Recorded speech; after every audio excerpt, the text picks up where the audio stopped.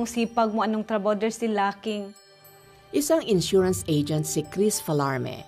Maganda ang takbo ng kanyang karera dahil sa dami ng kanyang kliyente.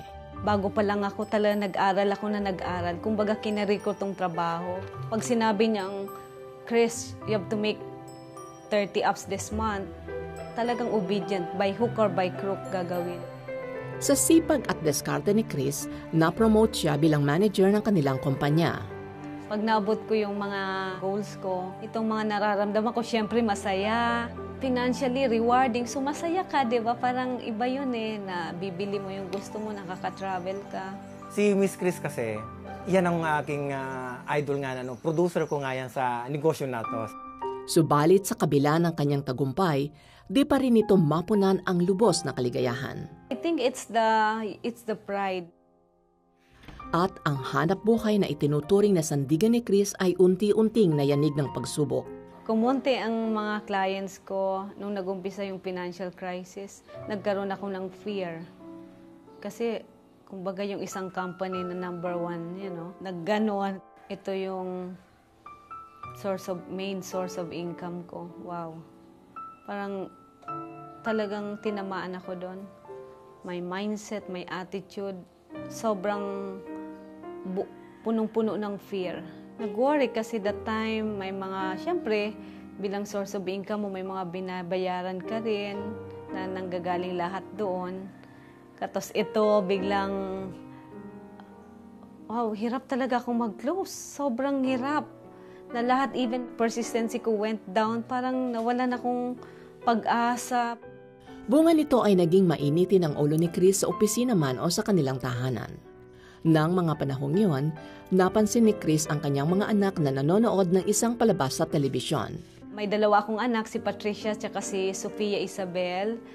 Every night, nanonood silang 700 Club Asia. I find it OA. Sobrang, totoo ba to? Ano ba itong mga pinapalabas dito? Parang imposible. So, habang pinapanood ko, every night, para bang pasilip-silip ako sa pinto. Pero the pride. Nang lumaon ay niyaya pa siya ng mga anak na manood. Lagi sinasabi ng mga anak ko, Mama, you watch this show. Parang, Lord, bakit po yung dalawang anak ko ang nagre-remind sa akin? Nakakaya naman ata sa anak ko, sila na ang nagkukol ng attention ko. That night, habang sinabayan ko si Miss Connie Reyes ng prayer of salvation, tinanggap ko na ng buong buo, totally, I surrendered my life to Jesus. From that moment, ewan ko, parang bulusok yung joy sa heart ko. Peace. Tsaka yung, parang tinanggalan ako ng tinik sa heart ko Ang biglaan at malaking pagbabago sa kanya ay naging kapansin-pansin. Smooth lang ang kanyang pagtatrabaho, pakikisama sa mga tao nga niya, hindi nga siya mainitin ng ulo. Andun si Lord nga na nag-guide nga sa kanya, na nagbibigay nga sa kanya ng assurance, na nagbibigay sa kanya ng landas. Kasabay sa pagsuko ng buhay ni Chris kay Kristo ay ang muling pag-angat ng hanap buhay niya. Matindi man ang pagsubok na dumating sa buhay ni Chris bago naabot ang lubusang tagumpay sa karera, isang bagay ang kanyang napatunayan. Na walang imposible sa Panginoon. Walang imposible at lagi nating isipin na may pag-asa. At ang pag-asa galing sa Kanya. Lahat ng source, siya lang naman, He is the only source of joy. Yung peace, yung prosperity mo, yung success sa buhay. Everything comes from Him He is the mighty source of everything. Ayan, mahal na mahal natin si Chris Falarme kasi ano din yan, sumasagot din yan ng mga telephones nung nagte-telethon ang CBN Asia. So she's a friend of the 700 Club Asia at mahal na mahal natin siya at amazing to see her story na sobra pala siyang sipag magtrabaho, no? Sobrang sipag, di ba? Kagaya ng mga ibang tao, alam mo, Miss Joyce, may mga tao na nagigilty kapag nagpapahinga sila. So I guess si Miss Chris ganyan siya dati, di ba? Yung para bang pakiramdam nila, ang tamad-tamad nila pag nagpapahinga sila. Samantalang, I guess, in a way, dapat mas mag-guilty ba tayo kapag hindi tayo nagpapahinga? Dahil, you know, rest is a commandment from God, right? Yeah, true. I mean, nasa 10 commandments yan kung hindi nyo pa nababasa. At maraming guilty dyan, lalo na sa panahon ngayon. Alam niyo po, in the Old Testament, the Lord commanded His people to observe the Sabbath. He ordained the Sabbath as a day of rest from all work, lahat po ng trabaho, and as a day of His people's appointment with Him. So dapat si God yung kadate mo on the Sabbath. And that commandment still holds true up to today. Sa modernong pamumuhay natin ngayon, kailangan natin ng pahinga and to have a time of fellowship with our Maker. Parang cellphone lang yan, di ba? Kailangan mo i-recharge. So we need God to recharge us and empower us. Yeah, at kumbaga parang instead of working so hard just to rest, we can work because we're well rested. Amen. Diba? In Christ. So, alam niyo po, alam ko, marami ang nanunood dito na marahil katulad ka ni Chris na sa kabila ng naabot na tagumpay ay punong-puno pa rin ng takot at pangangamba ang puso. O isa ka sa mga taong kasalukuyan pa lamang nagsisikap na maabot ang ambisyon, ngunit nakakaranas na ng kapaguran at kahungkagan sa buhay. Kapatid, ang kailangan mo ay kapahingahan or rest. Rest na hindi mo matatamo sa ilang araw na bakasyon o pagliliwaliw sa magandang lugar. At higit sa lahat, ang nangangailangan po ng kapahingahan ay ang napapagod mong kaluluwa. Matatagpuan mo lamang ito sa piling ni Jesus. Kagaya nga ng sinabi ni St. Augustine, O Lord, our hearts are restless until they find rest in you. And it is time to rest in the Lord. And it starts with having a relationship with Him, and that starts with surrendering our lives to Him. Kaya kung nais mong isuko ang lahat ng iyong pagod sa Panginoon, tanggapin mo siya sa iyong puso ngayon, manalangin tayo. Panginoon, heto po ang aking napapagod na puso at kaluluwa. Isinusuko ko po sa inyo, Panginoon. I want to rest in you. So Lord, today I declare, God, that I'm repenting from all my sin. I want to give my life to you, Jesus. Thank you, Jesus, for coming down here on earth to live the life that I should have lived and die the death I should have died on the cross. And on the third day, you rose again so that my weary soul can find eternal rest in you, O God, and that I can have a full and abundant life here on earth. I receive you, Jesus, as my Lord and Savior. Holy Spirit, help me to walk in a way that glorifies you and to always find rest in you. In Jesus' name I pray. Amen. Nagnalangin si Peter Kairos at ako'y sumunod. Naramdaman ko na tuloy-tuloy ang pag-recover ko. Doon ko naranasan yung kapangyarihan ng Diyos. Wala kaming pera pero naitayo namin yung farm na ito. Nag-restore sa akin, finances, trabaho, lahat po yan galing sa Panginoon. Tulad ba nila ay sinagot din ng Panginoong Jesus ang iyong panalangin? We want to hear it from you. Please text answered prayer and share your story with us. Send it to 0998-590-0620.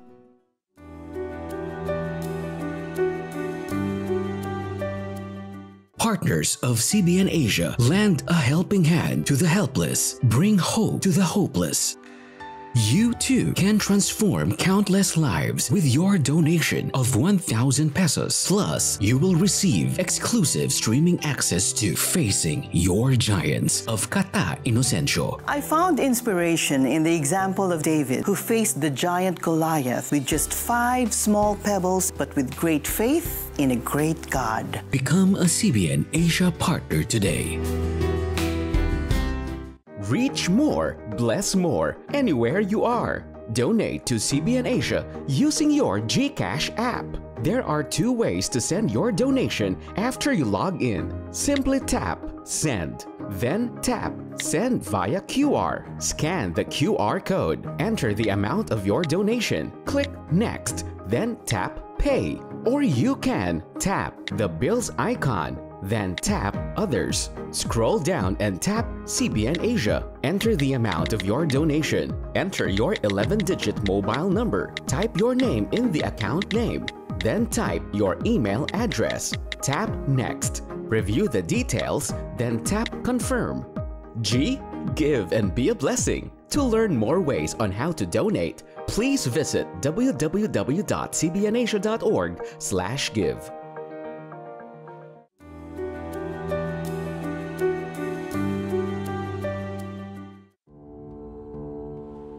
Bata ka, saan ka nagpunta? Ha? kalituhan sa pag-ibig ng ama ang dulot ng malupit nitong pagdidisiplina kay Dayan at maging sa ibang kapatid. Madalas namang wala ang kanilang ina na naghahanap buhay bilang isang guro. Bihira yung memories ko na magaganda. Mostly everyday. Yung moment na pinapalo niya ako, masyado siyang stricto. Basta isang mali, kailangan papaluin ka niya. Lahat yata ng pamalo, naranasan ko na. Maraming beses gusto ko maglayas noon. Mabait siya sa lahat ng tao, matulungin, friendly. Ano siya, tinatawag siya dun sa amin, Santa Claus. Lahat ng bata, pag nakita ng tatay ko, sinusunod siya. Yung parang lahat ng bata nawiwili sa kanya. Binibigyan niya ng piso, binibigyan niya pagkain. So, kaya lang nataka kami pagdating sa bahay, iba yung tatay namin. Natagpuan ni Dayan ang kalinga at atensyon sa kanyang mahal na lola. Subalit, panandalian lamang ito. Dami ko ring memories sa lola ko kasi siya yung nagturo sa akin ng magagandang asal. Bago kayo matulog, magpipray siya, God, salamat. Ganun lang, ganun ko na siya maalala kasi katabi ko siya natulog. Siya yung naging best friend ko sa bahay. Kaya nung namatay si lola, feeling ko nun, wala na akong kakampi kasi yung mga kapatid ko, hindi ko sila naging close. Dahil dito, tuluyang nawalan ng kanlungan si Dayan. Takot at galit ang tuluyang naghari sa kanya. Paborito niya ako magtimpla ng kape. Sumusunod ako dahil out of takot talaga yun. Kaya lang dahil ayoko makita tatay ko, nanginginig ako. Madalas yung nababasag ko yun. Nababasag ko yung baso. Pag nabasag ko yun, alam ko na mangyayari sa akin. So papaluin niya na ako. Nilayo ko talaga sarili ko sa family ko dahil wala akong maramdamang comfort. O feeling ko talaga nag-iisa ako. Kaya maraming beses no, hindi nila alam. Gusto ko nang umalis ng bahay namin. Dayan? Ano po yun, Tay? Bakit mo ko sinasagot kanina? Hindi po kayo yun, Tay. Si Romel po yun. Pinagbibintangan niya kasi ako. Kahit na, ako pa rin sinasagot mo! Bastos ka! Walang modo!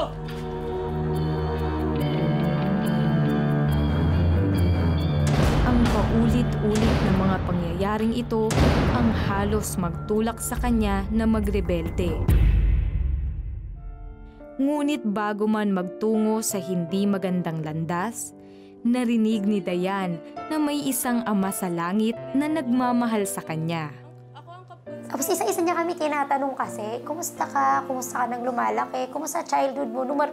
Naiyak na kagad ako, childhood, ano ba sasabihin ko? Tapos yun, ako nang iyak hanggang nailabas ko sa kanya. Alam niyo po, hindi po masaya ang childhood ko. Napakalaki palang mundo para magkaroon ako ng bitterness. Napakalaki ng mundo na masarap mag-enjoy. Tapos ikukulang ko lang yung sarili ko sa ganun. Sabi ko, napakasarap mabuhay. So, ayoko na ng ganito. So, nung nakilala ko si God, talaga personally dun sa camp, nailabas ko lahat ng mga sakit, mga nararamdaman ko. Nagbago yung perspective ko nun sa buhay. Unti-unti nagpo-process ako na kailangan i-open ko sarili ko sa parents ko. Kailangan hindi ako lalayo. Kailangan ako mismo gagawa ng paraan para ilapit ko yung sarili ko sa kanila. So, kasi hindi pa ako marunong ng mga words of affection. Pero nang inopen ko yung sarili ko, sabi ko, itry ko kaya. Sabihin ko yun. Nung una naasiwa ako, I miss you, I love you, ma. Parang, ha? Bubalsa. Pero nung unti-unti ko na siyang nasasabi, nasanay na ako, masarap pala sa pakiramdam na may minamahal ka. Sa paglipas ng maraming taon at mahabang pagpoproseso, narinig ni Dayan ang mga salitang noon pa ay hinihintay na sa ama. Sorry sa mga nakit na nagawa ko sa inyo. Sorry kung sinasaktan ko kayo ng pinapalo. Pinapubro ko kayo magalit sa akin. Hindi ko sinasadya yun. Mahal mo kayo mga anak ko. Our earthly father natin hindi perfect. Pero ang ating heavenly father ay perfect. Tapos, huwag niyong titingnan si God as katulad ng earthly father. Sa ngayon ay isa ng guro si Dayan at ginagamit ang naging karanasan upang magbigay ng pag-asa sa mga kabataan. Na-realize ko yung mission ko as a teacher that I could be able to touch other people's lives by sharing them my stories, by giving them inspiration, by motivating them to continue with their life, continue with their dreams, continue on achieving their dreams, and continue loving others. What I learned from my life is we are willing to forgive our parents, we are willing to love them unconditionally, we are willing to allow them to know more about us and learn so much about them. Malay mo may pinagdadaanan sila. Kung hindi man sila kayang maging malapit sa atin, tayo mag-open up sa kanila. Tayo ang mag-effort para makilala natin sila. Sabi nga, love begets love. Mararamdaman mo yung love pag ikaw mismo nagbigay ng love. So, minsan kasi mahirap ibigay yung love pag wala yung love ni God sa buhay natin. So, kung kayo madali magmahal dahil mayroong nag-uumapaw na pagmamahal galing kay Lord. Kaya sabi ko, God, thank you so much kasi ikaw lahat. Kaya makikita natin sa buhay ni Diana na posible pala ang mga magulang, kahit mahal na mahal mo yung anak mo, you are actually over-disciplining your child. Okay lang naman syempre, I mean, proper lang na you are strict to a certain degree. Pero pag sobra-sobra na, yan na ang mangyayari sa ating mga pamilya. We will be hurting and umaabot na po sa abuso. So we have to check ourselves as parents, you know, na ako, my mom was kind of like that. And tama yung sinabi ni Diana na pag galing ka sa isang family na sobra-sobrang disciplinarian tapos hindi din sanay sa expression, yung mga I love you, it's really hard. Dumaan din ako dyan. And then I remember the first time I told my mom na I love you, nung adult na ako, sa likod ng isang bus, galing kami we flew into town, and then doon na lang sa gitna ng ride na yon, ewan ko kung ano yung pumasok sa heart ko. Basta sabi ko sa mami ko, I love you. And then after that, tuloy-tuloy na. It became easier and easier. So right now, siguro, if you are wanting to say I love you to somebody in your family, pero natatakot ka, baka this is the sign. Yeah. Ang kwento ni Diana, yan na ang senyales na galing kay God na it's time for you to take that first step to tell that person, I love you, I care for you, mahal kita. Yeah, and only by the grace of God will that be possible, diba? Kasi si Jesus ang ating example ng pagmamahal eh. And you know, our families are the building blocks of our society. And if the families are destroyed, well, the whole nation will be destroyed. That's why Jesus Christ came, not only to redeem you and me, but also our family and all the families of the earth. Amen to that. Just like He promised in Malachi 4:6, He will turn the hearts of the parents to their children and the hearts of the children to their parents. At sa kwento ni Diana, ang naging susi para maayos ang kanilang pamilya ay ang pagpapatawad. Pagpapatawad na naranasan niya mula sa Panginoon at pagpapatawad na iginawad niya sa kanyang mga magulang. So if you are in a situation right now and you need the healing that comes from forgiveness, let's pray together right now and ask God for the strength to be able to forgive and also to ask for forgiveness. Lord Jesus, totoo talaga ang sabi ni Sonja na ikaw ang example of love. You are the example and we are supposed to follow you. Lord, there are many people who are watching right now at binubuhat nila ang burden of unforgiveness. They cannot release forgiveness. They sleep with bitterness every night. Lord God, release your grace upon every person right now who cannot forgive. Show them how to let go. Show them how to forgive.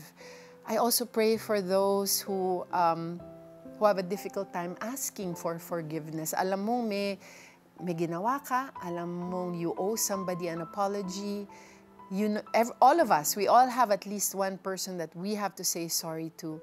And the Lord is telling you right now, child, I've forgiven you. I've forgiven you so many times. Ano ba yung ikaw naman ang mag-forgive doon sa nagkasala sa iyo? The Lord is asking you right now, listen to His voice.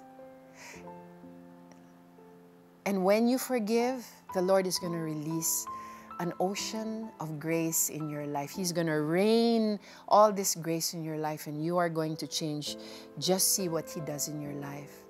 I also want to pray for people who are sick right now. Kung may karamdaman po kayo ngayon, the Lord Jesus came. That was His ministry. He came to earth to heal people, to free us from the past, to allow us to be reconciled to God and to be healthy. Let's turn to Him for our healing. Lord Jesus, you see people right now who are crying out for healing. It can be as simple as the flu, but it can be as serious as cancer or diabetes. But your name, the name of Jesus Christ, is above the name of any sickness. Kahit anong sakit po yan, He rules. And He is your Creator and He can heal you. So turn your heart to Him right now and say, Lord Jesus, by your stripes, I am healed. By your stripes, I will be whole. By your stripes, I will be able to turn my back on my sinful past. I will be able to move forward. Lahat ng aking mga addiction noon, lahat ng aking masamang ugali, Lord, I will be able to turn away from that only by your grace, only by what you did on the cross. Thank you, Lord Jesus, for the healing that you are releasing to all of us who have opened our hearts to you today. Amen and amen.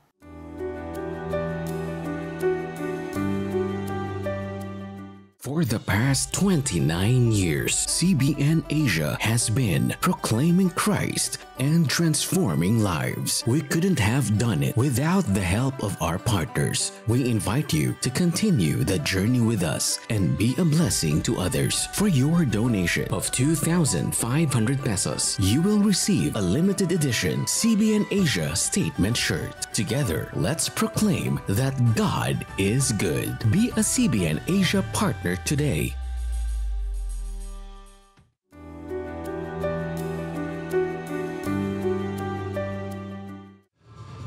Sa pagsasayaw, mas masaya kung may kasama ka. Bihira akong makasama ang mga magulang ko nagtatrabaho sa ibang bansa. Nakakasawa ang mag-isa. Sa pamilya namin, ginagamit ang musika para sumamba sa Panginoon.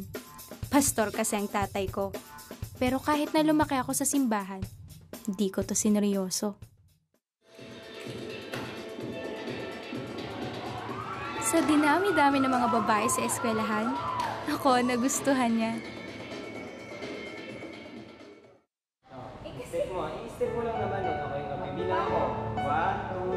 Tahimik siya.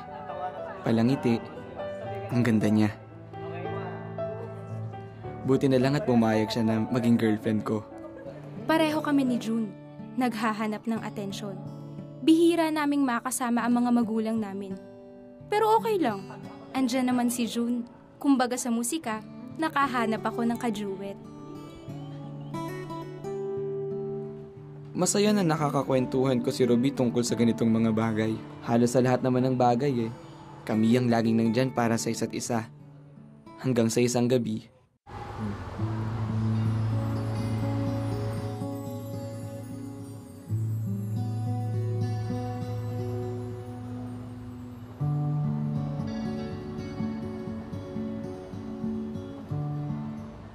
Ginawa mo yun? Wala kang kwenta. Bakit sa akin nangyari ito? Pagkatapos naming magawa yun, parang nawala na sa tiyempo ang relasyon namin ni Ruby. Wala na rin akong mukhang maiharap pa sa Diyos. Inamin ko kay Pastor ang nagawa namin ni Ruby. Pastor, nakapag-commit po kasi kami ng premarital sex. Tinulungan kaming dalawa ni June ng simbahan. Pinayuhan nilang maghiwalay kami para matutunan naming unahin ng Diyos sa buhay namin. Ang hirap. Unang-una, hindi ako sanay na wala si June. Pangalawa, mahirap tanggapin sa sarili ko na pinatawad na ako ng Panginoon. Ngunit habang binabasa ko ang salita ng Diyos, muli niya akong nilalapit sa Kanya. Therefore, there is now no condemnation for those who are in Christ Jesus. Parang siyang kadate ko sa bawat pahina ng Biblia. Naririnig ko ang Panginoon na inaawitan ako ng isang love song. Inalis niya ang mga kasinungalingan na nagpapatigas ng aking puso. Nakita ko ang katotohanan. Binigay nga sa atin ng Panginoon si Kristo para sa ating mga kasalanan. Nung naghiwalay kami ni Ruby, akala ko mag-isa na naman ako sa buhay. Pero hindi pala. Ang Diyos ang kasayaw ko habang buhay. Simula noon, natuto akong gumalaw sa galaw niya. nagkabalikan kami ni Ruby. Sa pagkakataong ito, gusto na namin gawin ang tama. Natutunan ko na pag mahal mo ang isang tao, rerespetuhin mo siya at hindi ka gagawa ng mga bagay na makakasama para sa kanya. Nagpapasalamat ako sa Diyos sa pangalawang pagkakataon na binigay niya sa amin ni June. Ilang taon nang makalipas ay kinasal kami ni June. At ngayon ay nararanasan namin ang pagpapala ng Diyos sa aming relasyon bilang mag-asawa. Nagdesisyon kaming gamitin ang aming pinagdaanan para tumulong at gumabay sa ibang mga kabataan sa simbahan. Gusto ni Lord na ma-enjoy niyo yung relationship. So, hindi niya gusto na ikaw mismo masaktan ka. Gawin yung maging center si Lord sa relationship niyo yung dalawa kasi siya yung number 1 na mag-guide sa inyo sa lahat ng magiging desisyon niyo. Alam mo, Sandhya, kilig ako sa kwento nila, pero there are boundaries. We have to have boundaries. And the reality is, kahit na Kristiyano na ang isang tao, we still make mistakes. Hindi lang sina June at Ruby ang gumawa ng ganyan. Even you and I, there's no one who is exempted from making these mistakes. But you know what? One of the very last words of Jesus on the cross was this phrase, "It is finished." Ang ibig po sabihin yan, all of our sins, past, present, and future, lahat po ay bayad na yan. We are already forgiven. So, kumbaga, may contract. We have a contract with God. God's part, yung kontrata of salvation, ginawa na niya yon. Yeah. It's already done yung side ni God. Yes. At kailan ba tayo naging parte ng kontrata na yan? When we accepted God's offer of salvation by accepting Jesus as our Lord and Savior. It is as if pumirma tayo ng kontrata and we as the other party in the contract of salvation, we have a part to fulfill in that contract. And what is that? By obeying and following its terms and conditions. Oh, paano na yan, no? What if fail tayo, no? We're not able to fulfill our part of the contract. Katulad nung ginawa ni na June and Ruby, madedemanda ba tayo ng breach of contract? No. The good news is exactly that. There is a provision in the contract that says, if we repent, kung nag-sorry tayo, God is faithful and just to forgive us of our sins. God is just and He does not tolerate sin. So may boundaries po talaga tayo. But if we are truly repentant, after nag-cross tayo dun sa boundary na yon, if we're truly sorry, no, for crossing that boundary and we ask God's forgiveness and we completely turn away from that sin, nasasabihin natin, I won't cross that boundary again, God is merciful. He will give us a second chance, even more. Katulad na lang ng ginawa ng Panginoon sa buhay ng mag-asawang si June at si Ruby. Yes, and you know, it's really only God that enables us to obey Him Siya pa rin na nag-i-empower sa atin to obey Him, right? And alam nyo ba na posible naman talagang mamuhay ng masaya, masagana at hayahay sa mundong ito? Yan po ay kung i-maintain natin ang guilt-free na lifestyle. Ano yan? Sabi sa Proverbs 28 verse 13, "You will never succeed in life if you try to hide your sins. Confess them and give them up, then God will show mercy to you." May God bless you and keep you, and may He make His face to shine upon you and be gracious to you and give you His everlasting peace. Bye! See you next time! Ngayong Huwebes, Paningin ng hardinerong si Fabian lumabo dahil sa maghapong pagkabilad sa init ng araw. Tuluyan kayang mabulag? inabuso ng pare sa murang edad. Ano ang naging epekto nito kay Richard sa kanyang paglaki? 15 years old lang si Noemi nang makipag-live-in sa lalaking 17 years ang tanda sa kanya. Lahat ng yan dito lang sa The 700 Club Asia. Huwebes, alas 12 ng gabi sa GMA.